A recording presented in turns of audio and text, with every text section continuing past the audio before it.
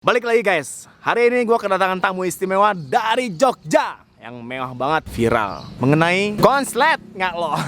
Oke, siap. Untuk itu teman-teman ikutin terus biar kita paham, biar kita stabil terus. Nah, simak video ini.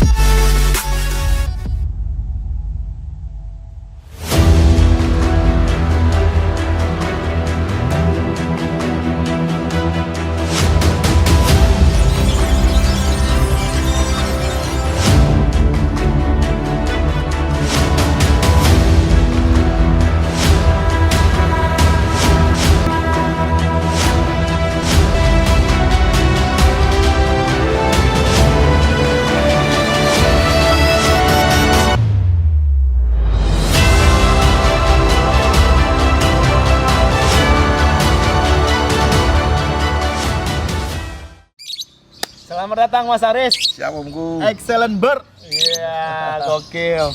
Panutan. Wah, Aku mengikuti dari awal. Subscribe, like, dan share. siap. Nah, teman-teman, hari ini kita kedatangan tamu. Menurutku, karena aku mengikuti terus, karena udah ada kejadian beberapa yang hampir mendekati, yaitu namanya konslet.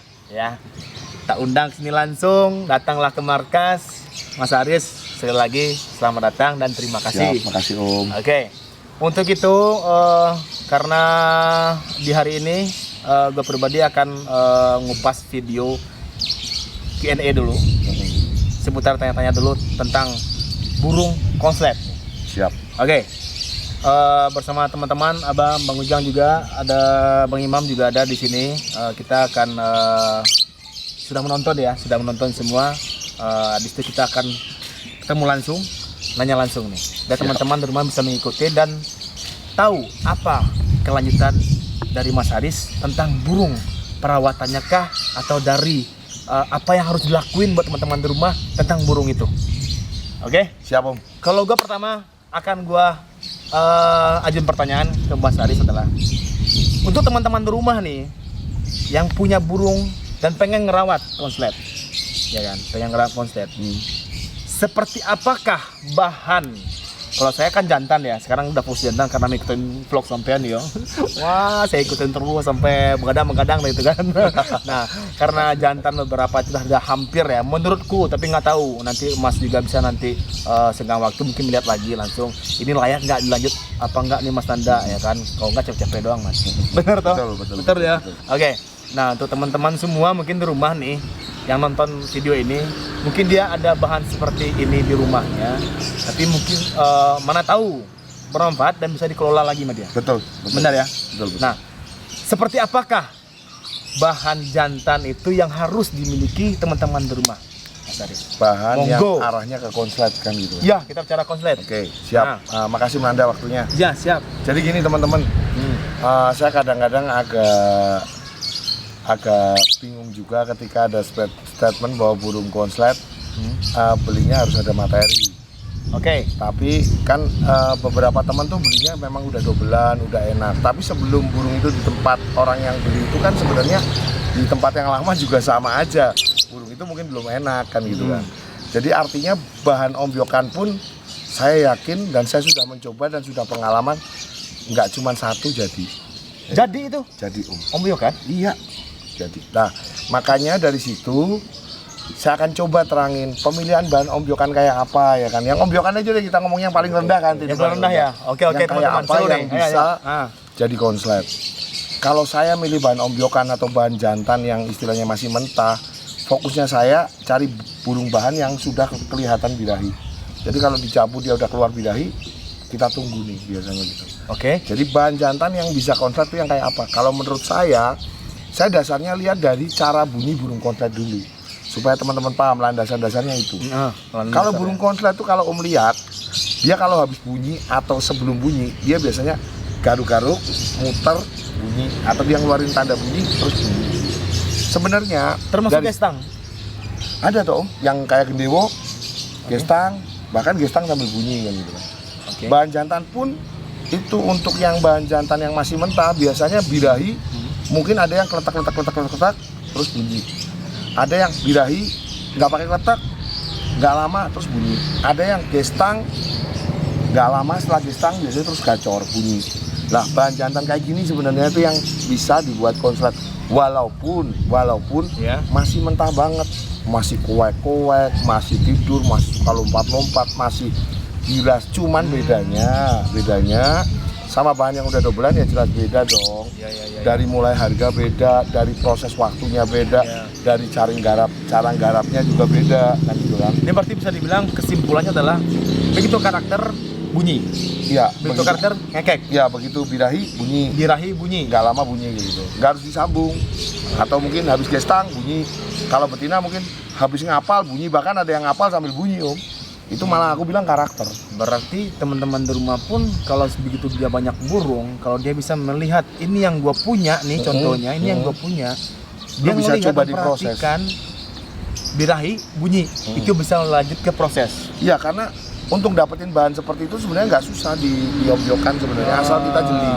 Memang nggak bisa langsung sekal dapat. Kadang kalau yang aku udah ada konten ngombyok sih waktu itu sama Om Gilang. Udah pernah? Ya kebetulan di situ ada burung yang minta kawin sama pasangannya tuh, nggak dikasih, kocok ngejar bunyi. Lagi kayak itu sampai 3 kali saya ambil kayak gitu kan. Memang nggak bisa nemuin langsung sekal, kadang mesti dicabut dulu dari koloni, dicabut, dipisah, dia keluar birahi ini, kecek lanjut bunyi, atau langsung tiba-tiba bunyi, atau mungkin dicabut tiba-tiba dia gestang dulu terus bunyi. Itu bisa dipilih sebagai alternatif pilihan bahan jantan. Karena apa? Menurut saya bahan konslet burung konslet itu kelihatan dari cara bunyinya, sesudah bunyi maupun sebelum bunyi itu mesti ngeluarin birahi sebenarnya. Jadi dasar itu yang membuat saya punya acuan bahwa burung seperti inilah yang bisa konslet. Masuk logika sih, masuk akal sih. Ya. Birahi ada karakter ngekek, betul tuh? Ya. Oke, sudah terjawab. Mungkin teman-teman abang mungkin ada pertanyaan Q&A kita sama Mas Haris. Jadi teman-teman di rumah kan yang barusan seperti apakah bahan jatuhnya ya? Bahan jantan ya, bahan yang masih mentah lah istilahnya. Ombyokan juga boleh lah. Ombyokan juga nggak apa-apa. Jadi asalkan punya karakter seperti yang tadi dibilang Mas Haris, itu bisa diproses. Oke? Cuman waktu kan bicaranya mungkin agak lama kalau yang masih mentah ya, Om, wajar kan. Wajar, namanya juga harganya juga murah kan. Ya, prosesnya juga nggak ada yang langsung jadi, nggak ada. Emang ada proses. Bahkan burung dobelan pun masih ada kendala. Jadi intinya teman-teman semua bisa semangat, harapannya seperti itu. Ya, itu doang. Saya kan berharapnya kan pemula-pemula itu kan jangan sampai salah paham kayak gini loh, maksudnya jangan sampai harus beli burung yang materi yang harus harganya jutaan, karena ada di luar sana bukan cuman yang garap burung ini, nggak cuman bicara orang-orang yang udah punya uang ya Om. Kadang-kadang orang-orang yang istilahnya dalam notabene dia nggak punya uang, dia pengen mencoba dengan kerja keras, tidak harus dibayar dengan uang tapi dengan tenaga, berharap jadi sesuatu dan menjadi rezeki dia. Harapannya kan ke sana Om, gitu loh. Betul. Yang penting caranya efektif. Nah, itu yang gue lihat dari teman-teman subscriber gue sendiri sama teman-teman follower, dia punya burung banyak. Mungkin dia kebingungan apakah ini burung cuma bunyi ngedur terus, tapi nggak tahu nih apa dia pengen konslet nih, tapi nggak tahu dengan cara pemahaman dia nggak tahu nih. Nah, barusan kan udah kejawab tuh. Mungkin teman-teman bisa dipilih lah materi di rumahnya. Ya, nah, oke. Pertanyaan berikutnya mungkin dari abang ada kira-kira akan ditanyain sama Mas Harisnya. Monggo bang. Mungkin pertanyaan dari saya sih mewakili ini ya. Boleh. Oke, sama belajar kita. Sama-sama belajar kita. Nah, Kita sendiri masih agak sulit untuk bedain birahi dan emosi nih. Ya, oke. Gitu. Itu kan umumnya banyak tuh pertanyaan. Ya, simpel sih sebenarnya. Kalau kita ngomongnya dari orang aja deh. Orang emosi itu kayak apa sih? Teriak-teriak, marah-marah kan? Benar nggak? Nah, dari gambaran itu gampangnya gini. Coba lihat burung vector zaman dulu.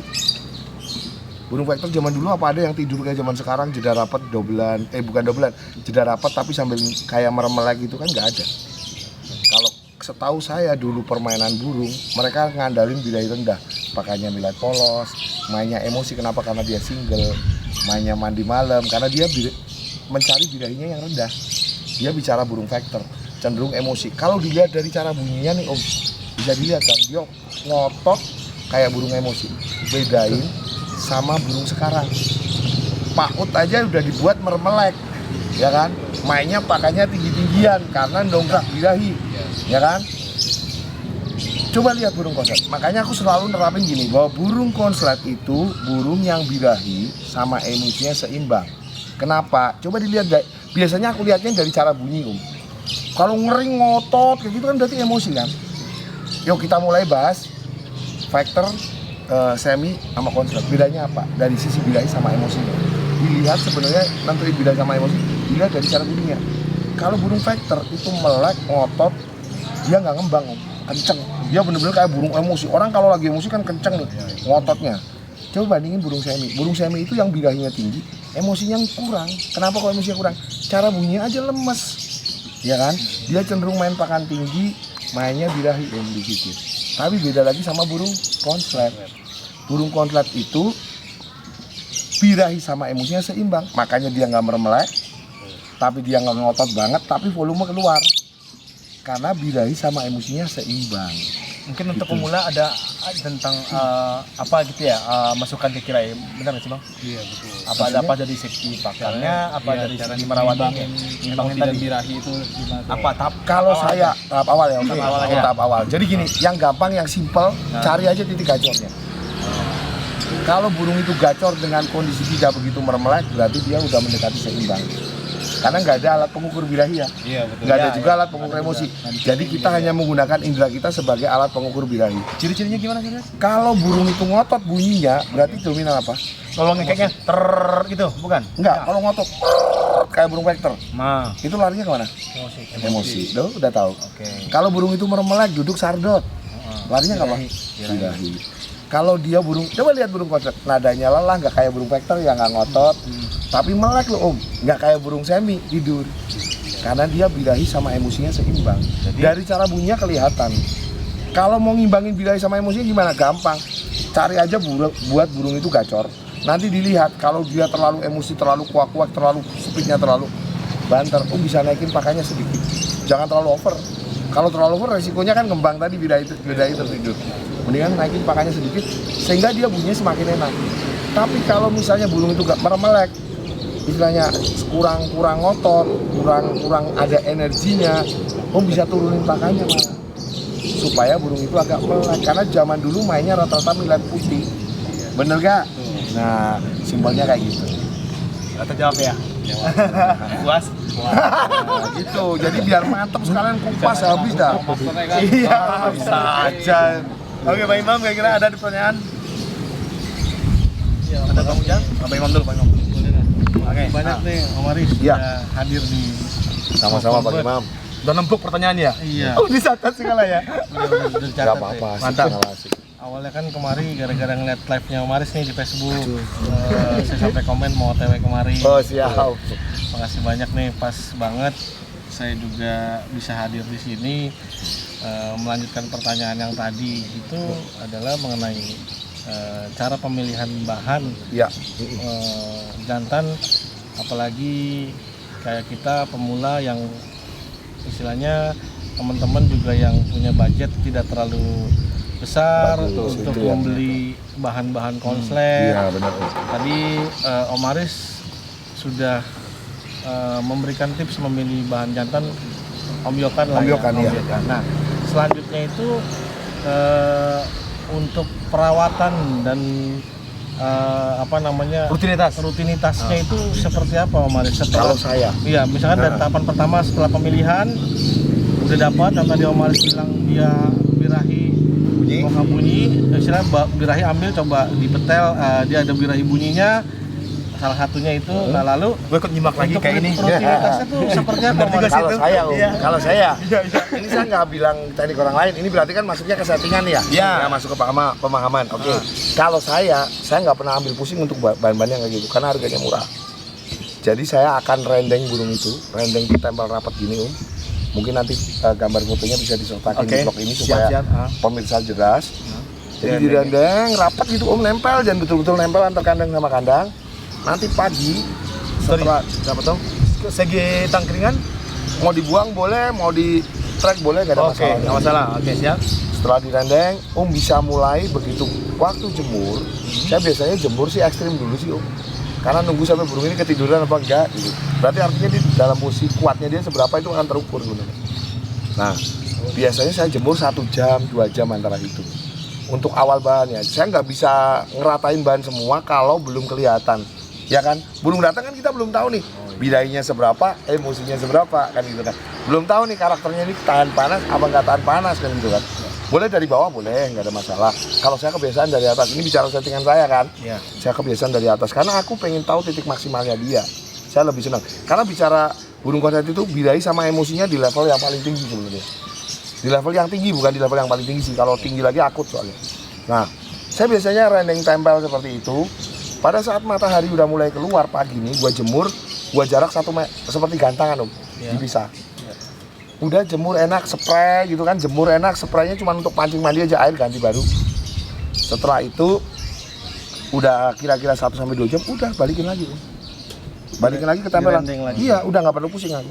Nah, nanti pada saat pengamatan mungkin seminggu sekali, ketika udah berjalannya perawatan nih, mulailah aku seminggu sekali. Biasanya aku nggak pernah mantau tiap hari.